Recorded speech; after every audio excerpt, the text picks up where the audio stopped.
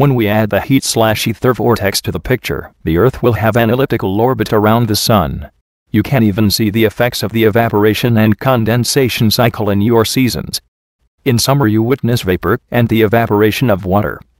In fall you see the effect of the evaporated water as leaves begin to drop from trees. In the winter water condenses into snow, and in spring the trees and plants are able to flourish once more due to condensation. If it were not for the tilt on your axis, the northern and southern hemisphere would all experience the same change of seasons. It is apparent, even if you do not wish to concede with this theory of gravity, that thermodynamics needs to be considered with any theory of gravity. You are orbiting a giant ball of plasma. From my research, there have been physicists that have been able to experimentally prove that gravity is directly related to heat. The Russians, for some time now, have known that the heat from the sun causes a repulsive force on Earth, and the physicist Peter Fred has been able to mathematically express his heat-based theory of gravity as equal to Newton's mass-based theory of gravity. Celestial objects with a large amount of heat coincidentally have a large amount of mass and vice versa. By viewing gravity in a thermodynamic perspective, it can also provide answers for antigravity and free energy. The ocean stores a huge amount of thermal energy from the sun, and by using ocean thermal energy conversion you can take the warm surface water and the deep cold water of the ocean and create an evaporation and condensation cycle. By using ammonia, the cycle will trundle a turbine and generate free energy from the ocean. Earth gravity is different than celestial gravity. Heat from the center of the Earth and the Sun produce the atmosphere, and you are constantly pressurized to the Earth's surface at 14.7 pounds per square inch. And high gravity can be obtained by altering the surrounding atmospheric pressure. By using a cathode ray to dissociate air molecules, the molecules will attempt to rejoin existing air molecules and leave an almost complete vacuum in their wake. The resulting air pressure from the opposite end of the craft will attempt to fill the void and will thrust the craft in the same direction. Thermodynamics seems like a simple explanation for gravity, but a theory is only credible by its ability to fabricate predictions. Assuming this theory is correct, the planet closest to the Sun must be the most dense, and the outer planets must be the least dense. When you graph the planets according to distance and density, you get this, which is consistent with the prediction, until we reach Uranus and Neptune. But, again, this is easy to explain. Steve Desch, an astrophysicist at Arizona State University, published a paper that contradicts Einstein's theory of gravity. As he quotes, no one has been able to explain how to form Neptune and Uranus within a window of 10 million years. The only explanation is Neptune and Uranus must have switched places. My colleagues seem pretty shocked by my paper, but they found nothing wrong with it. Basically, I'm saying we have it all backwards. Planet-forming material had to have drifted outward, not in toward the Sun. Millions of years ago, Uranus was further from the Sun than Neptune. As Uranus accelerated into space due to its once hot core and extremely buoyant atmosphere, it reached a distance so far that the Sun's heat was barely present. At this point, the planet would dramatically increase in density as the gaseous planet condensed into a new liquid and then solid planet.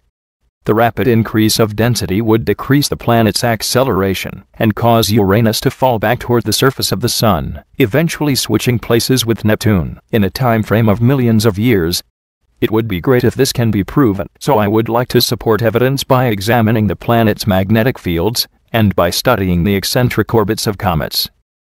As a comet travels closer to the surface of the Sun, it goes through the evaporation cycle, and you can see the evaporation from the comet's flume. The interesting thing is, a comet, while in its evaporation cycle, will also rise from its decrease of density before it is propelled into its condensation cycle. Once condensed, it then falls and creates an oval orbit relative to the alignment of the planets.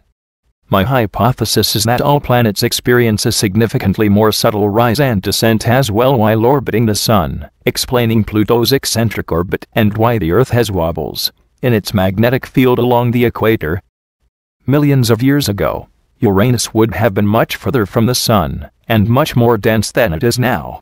Its dynamics would have resembled the dynamics of Pluto.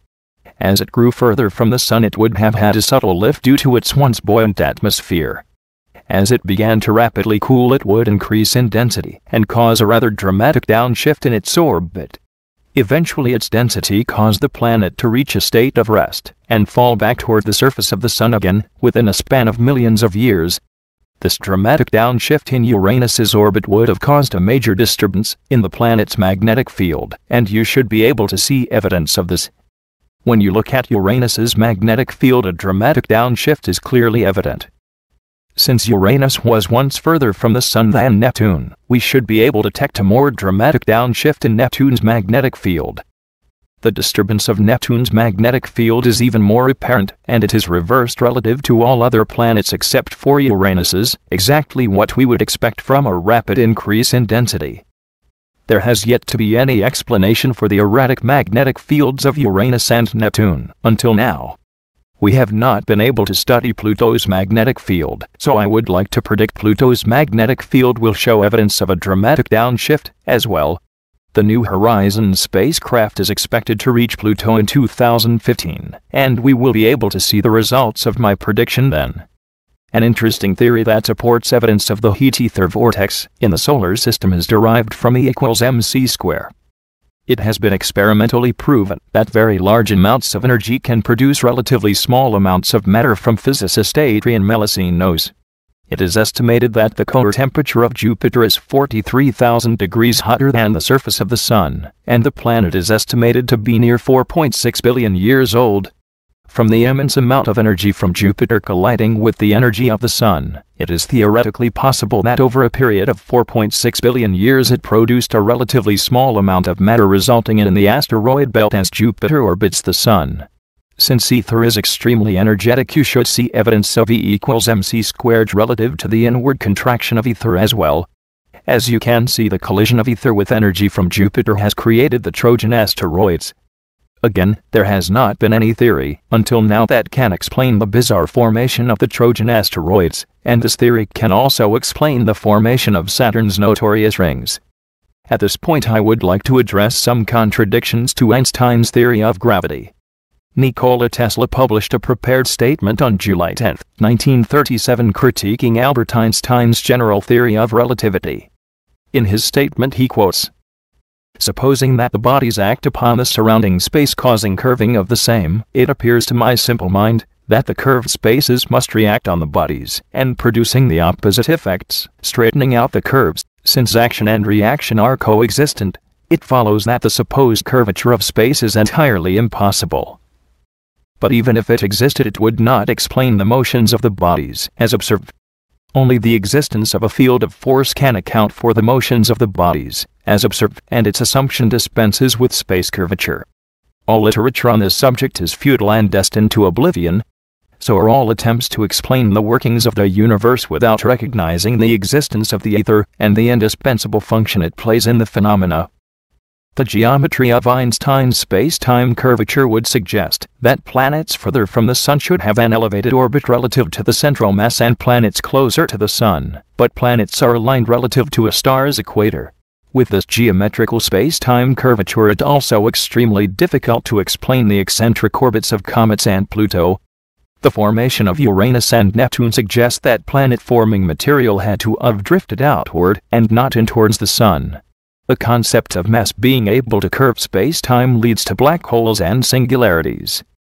General relativity has not been able to explain the motion of stars and galaxies, which has led to the further invention of exotic dark matter, said to invisibly fill galaxies, suggesting 25% of the universe is missing, and it has been over a century since the advent of special relativity, yet there has never been a successful unified field theory of electromagnetism and gravity. By adopting the Infiniverse Theory, all of this can be explained, and in a manner a high school student can understand. You are left with a single question: are you being pulled in towards the center of the Milky Way, as characterized by general relativity, or are you expanding away from the center in a vortex of cosmic light?